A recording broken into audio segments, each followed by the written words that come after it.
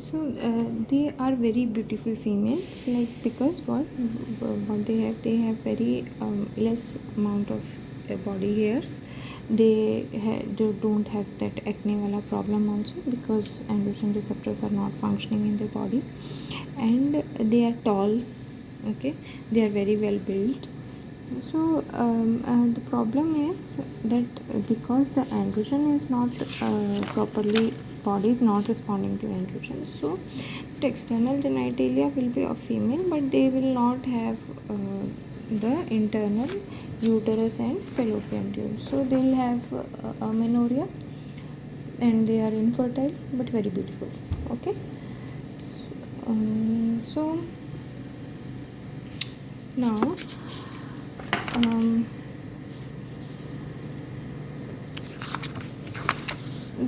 they have because external genitalia lower two-third of vagina is there, so it is very shortened because the Mullerian part of vagina is not formed, or you may say it is blind ending opening. So they are normally phenotype female at birth. At birth हमें कोई problem नहीं है identification में, हम बोलते हैं ये females हैं, amenorrhea, puberty. And also we need to know that they have breast development is normal in them. There is normal breast development. कैसे?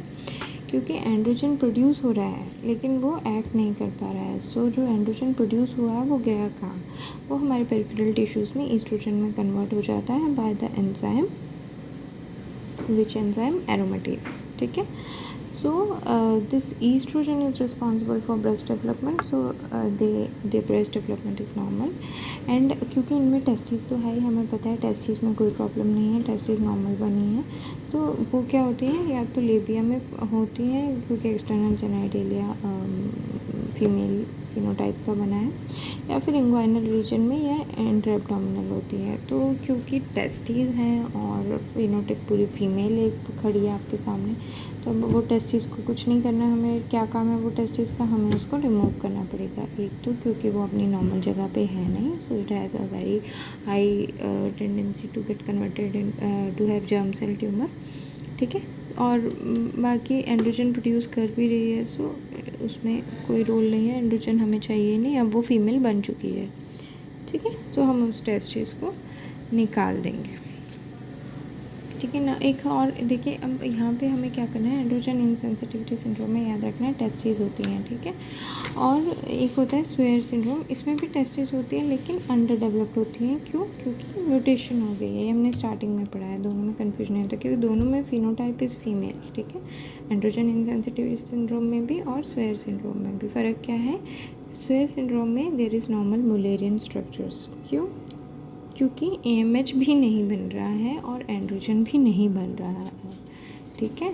लेकिन यहाँ पे क्या है, यहाँ पे जो है मुलेरियन स्ट्रक्चर्स एब्सेंट होंगे क्योंकि AMH प्रॉपर है, टेस्टिस प्रॉपर है, लेकिन एंड्रोजन भी प्रॉपर है लेकिन सिर्फ काम नहीं कर रहा है.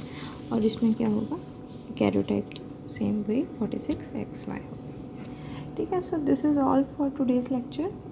बाकी हम थर्ड जो क्लासिफिकेशन का हमारा थर्ड पार्ट था 46XX disorder of sex development, वो हम नेक्स्ट लेक्चर में लेंगे. ठीक है. क्योंकि ये काफ़ी लंबा लेक्चर हो गया, मुझे लगता है फिर कन्फ्यूजन हो जाएगा. तो कोई भी प्रॉब्लम है आपको, कोई भी डाउट्स हैं, आपको कुछ समझ में नहीं आया है, टॉपिक क्लियर नहीं है, तो please let me know in the comment section. So okay then, bye. Thank you.